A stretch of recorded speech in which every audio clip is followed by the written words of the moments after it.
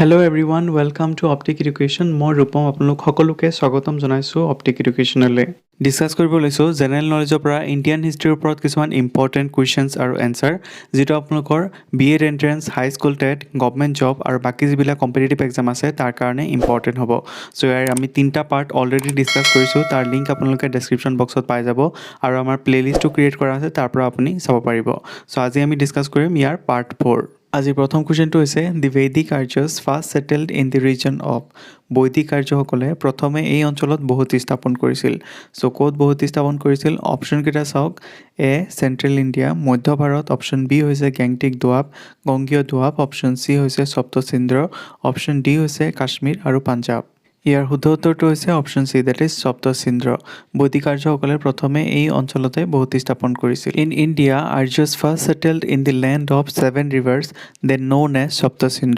সপ্তচিন্দ্ৰ is the region of modern Punjab ভাৰতত আৰ্যসকলে প্ৰথমে 7 নদী দেশত বসতি স্থাপন কৰিছিল যিটো তাৰ পিছত সপ্তচিন্দ্ৰ নামেৰে জনাজাত হৈছিল সপ্তচিন্দ্ৰ আধুনিক পাঞ্জাৱৰ অঞ্চল হয় নেক্সট কুৱেশ্যনটো হৈছে which of the following contains the famous Gayatri মন্ত্ৰ নিম্নলিখিত কোনটোত বিখ্যাত গায়ত্ৰী মন্ত্ৰ আছে চ' ইয়াৰ অপশ্যনকেইটা হৈছে A Rigveda B Samaveda option C হৈছে কথোপনিষদ আৰু অপশ্যন ডি হৈছে আইতাৰেয়া ব্ৰাহ্মণ ইয়াৰ শুদ্ধ উত্তৰ হৈছে অপশ্যন এ দেট ইজ ঋগ্বেদতে গায়ত্ৰী মন্ত্ৰ আছে নেক্সট কুৱেশ্যনটো হৈছে দি ফেমাছ গায়ত্ৰী মন্ত্ৰ ইজ এড্ৰেছ টু বিখ্যাত গায়ত্ৰী মন্ত্ৰটোক সম্বোধন কৰা হৈছে চ' কাক সম্বোধন কৰা হয় অপশ্যনকেইটা চাওক কি কি আছে এ ইন্দ্ৰ বি বৰুণ চি পশুপতি আৰু অপশ্যন ডি হৈছে সাবিত্ৰী চ' ইয়াৰ শুদ্ধ উত্তৰটো হৈছে অপশ্যন ডি সাবিত্ৰী বিখ্যাত গায়ত্ৰী মন্ত্ৰটোক সাবিত্ৰীক সম্বোধন কৰা হৈছে নেক্সট কুৱেশ্যনটো হৈছে to highest gods in the Vedic religion ৱেৰ বৈদিক ধৰ্মৰ দুজন সৰ্বোচ্চ দেৱতা আছিল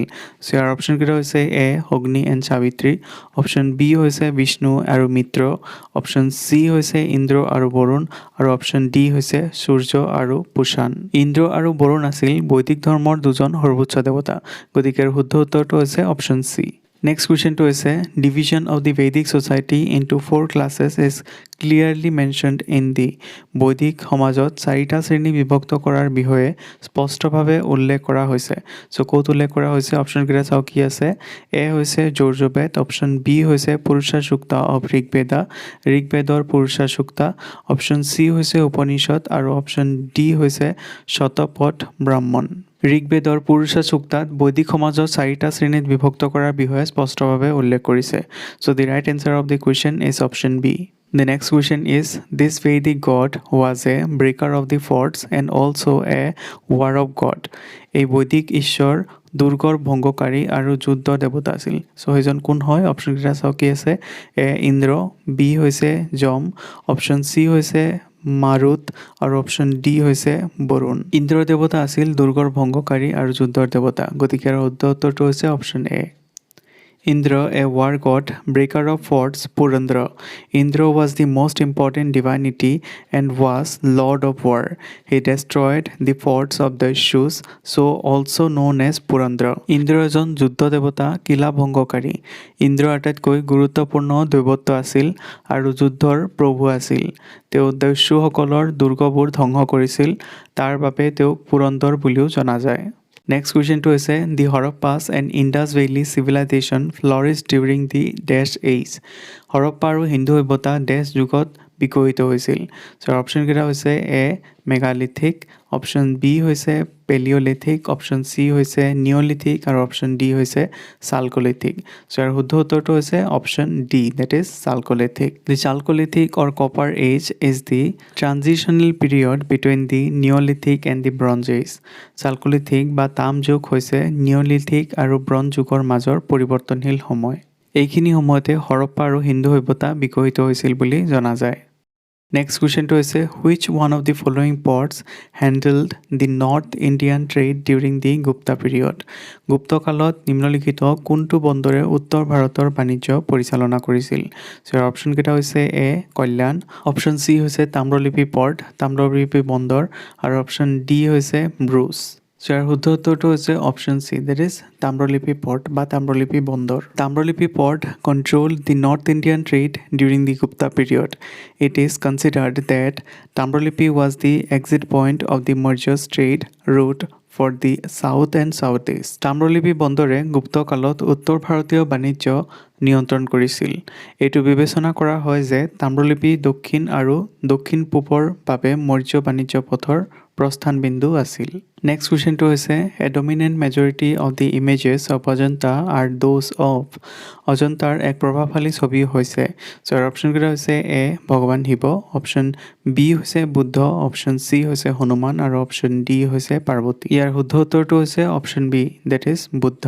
নেক্সট কুৱেশ্যনটো হৈছে the temples known as the 7 pagodas had been build by the 7 pagoda নামেৰে জনাজাত মন্দিৰবোৰ ইয়াৰ দ্বাৰা নিৰ্মাণ কৰা হৈছিল। চ' ইয়াৰ অপশ্যনকেইটা হৈছে এ পল্লৱ, অপশ্যন বি হৈছে চোল, অপশ্যন চি হৈছে হাইচালা আৰু অপশ্যন ডি হৈছে চালুক্য। চ' ইয়াৰ শুদ্ধ উত্তৰটো হৈছে option A, that is Pallava. It's breathtaking monuments were built by the Pallab kings who ruled from the 3rd century AD to the 8th century AD from their capital at Kanchipuram. শ্বাসৰুদ্ধকাৰী ধুনীয়া স্মাৰকসমূহ পল্লৱ ৰজাসকলে নিৰ্মাণ কৰিছিল, যিসকলে খ্ৰীষ্টপূৰ্ব 3য় শতিকাৰ পৰা 8ম শতিকালৈ তেওঁলোকৰ ৰাজধানী কাঞ্চীপুৰমৰ পৰা শাসন কৰিছিল।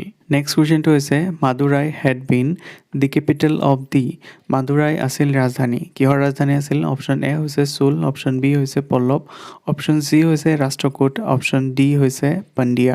মাদুৰাই আছিল পণ্ডিয়াসকলৰ ৰাজধানী। চ' ইয়াৰ শুদ্ধ উত্তৰটো হৈছে option D. Madurai was the capital of Pandyas. The Pandyas were ousted from Madurai by the Chola dynasty during the early 9th century.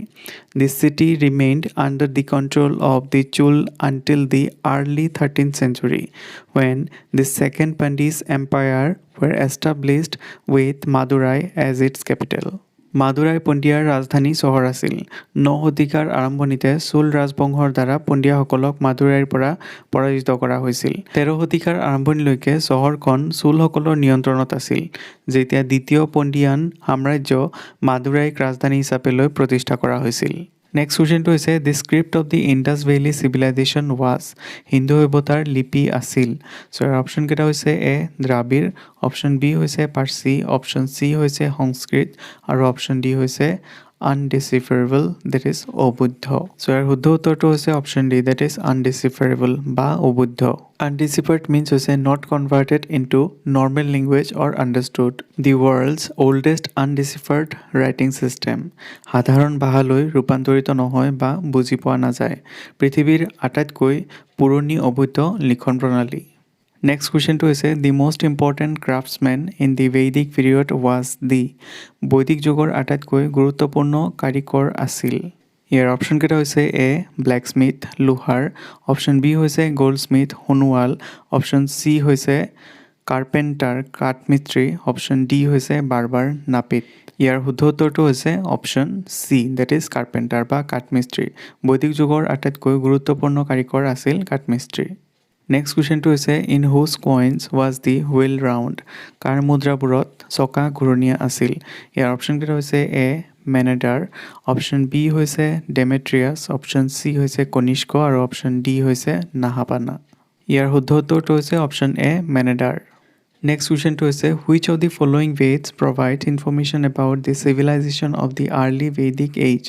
নিম্নলিখিত কোন বেদত প্ৰাৰম্ভিক বৈদিক যুগৰ সভ্যতাৰ বিষয়ে তথ্য প্ৰদান কৰা হয়? অপশ্যনকেইটা হৈছে ইয়াৰ এ ঋগ্বেদ, অপশ্যন বি হৈছে যজুৰ্বেদ, অপশ্যন চি হৈছে অথৰ্ব বেদ আৰু অপশ্যন ডি হৈছে সামবেদ। ঋগ্বেদতে প্ৰাৰম্ভিক বৈদিক যুগৰ সভ্যতাৰ বিষয়ে তথ্য প্ৰদান কৰা হৈছে, গতিকে ইয়াৰ শুদ্ধ উত্তৰটো হৈছে অপশ্যন এ। নেক্সট কুৱেশ্যনটো হৈছে the Mauryan sculptor had attained the highest perfection in the carving of. Maurya ভাস্কৰ্য শিল্পীসকলে কাৰুকাৰ্যত সৰ্বোচ্চ সিদ্ধতা লাভ কৰিছিল।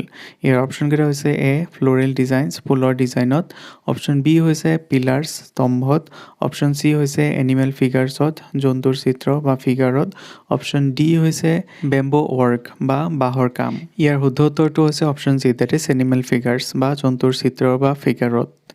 The Mauryan sculptor had attained the highest perfection in the carving of animal figures. Stone pillars were erected all over the Mauryan Empire. They topped portion of the pillar was carved with figures like a bull, lion, elephant, etc. Maurya ভাস্কৰ্য শিল্পীসকলে জন্তুৰ চিত্ৰ ৰখুদাইত সৰ্বোচ্চ সিদ্ধতা লাভ কৰিছিল। সমগ্ৰ মৌৰ্য সাম্ৰাজ্যত শিলৰ স্তম্ভ নিৰ্মাণ কৰা হৈছিল। স্তম্ভটোৰ ওপৰৰ অংশটোত হাড়, সিংহ, হাতী আদিৰ দৰে চিত্ৰৰে খোদিত কৰা হৈছিল। আজিৰ শেষৰ কুৱেশ্যনটো হৈছে the most striking features of the Ashoka's pillars is their. Ashoka স্তম্ভবোৰৰ আটাইতকৈ আকৰ্ষণীয় বৈশিষ্ট্য হৈছে তেওঁলোকৰ ইয়াৰ অপশ্যনকেইটা হৈছে মনোলিথিক ষ্ট্ৰাকচাৰ, মনোলিথিক গাঁথনি, অপশ্যন বি হৈছে ক্ৰেভিং কাৰুকাৰ্য, অপশ্যন চি হৈছে পলিচিং পলিচ কৰা, অপশ্যন ডি হৈছে ইউনিফৰ্মিটি অফ ৱৰ্কমেনশ্বিপ কাৰুকাৰ্যৰ একতা। চ' ইয়াৰ শুদ্ধ উত্তৰটো হৈছে option C, that is polish. The polish is the most striking features of Ashok's pillar. The average height of these pillars is between 12 to 15 meter, that is 40 and 50 feet, and the weight of each pillar was up to 50 tons. Polish to Ashok স্তম্ভৰ আটাইতকৈ আকৰ্ষণীয় বৈশিষ্ট্য। এই স্তম্ভবোৰৰ গড় উচ্চতা হৈছে 12 পৰা 15 metre, অৰ্থাৎ 40 পৰা 50 ফুট আৰু প্ৰতিটো স্তম্ভৰ ওজন 50 টনলৈকে আছিল। বন্ধুসকল, আজি ডিছকাশ্যন ইমানতে সামৰিছোঁ। আশা কৰোঁ আপোনালোকে ইয়াৰ পৰা নিশ্চয়কৈ উপকৃত হ'ব। এই ছিৰিজৰ বাকী কুৱেশ্যনখিনি আমি পৰৱৰ্তী ভিডিঅ'ত ডিছকাছ কৰিম। আপোনালোকৰ এটা লাইক এটা ছাবস্ক্ৰিপশ্যনে বহুত বেছি মটিভেট কৰে আমাক আপোনালোকৰ বাবে কাম কৰিবলৈ। চ' প্লিজ আপোনালোকে ছাপোৰ্ট কৰিব, আপোনালোকৰ ছাপোৰ্টৰ বহুত প্ৰয়োজন আমাক। ভিডিঅ'ৰ PDF-সমূহ আপোনালোকে আমাৰ টেলিগ্ৰাম চেনেলত পাই যাব আৰু তাৰ লগতে আপোনালোকে জইন হ'ব পাৰে আমাৰ ফেচবুক গ্ৰুপ আৰু ইনষ্টাগ্ৰামত। যদি আপোনালোকৰ ভিডিঅ'টো ভাল লাগিছে লাইক কৰিব, কমেণ্ট কৰিব, আপোনাৰ ফ্ৰেণ্ডছৰ লগত শ্বেয়াৰ কৰিব আৰু আমাৰ চেনেলটো ছাবস্ক্ৰাইব কৰিব। আজিলৈ ইমানতে সামৰিছোঁ। লগ পাই আছোঁ এক নতুন ভিডিঅ'ত। Please take care of your self.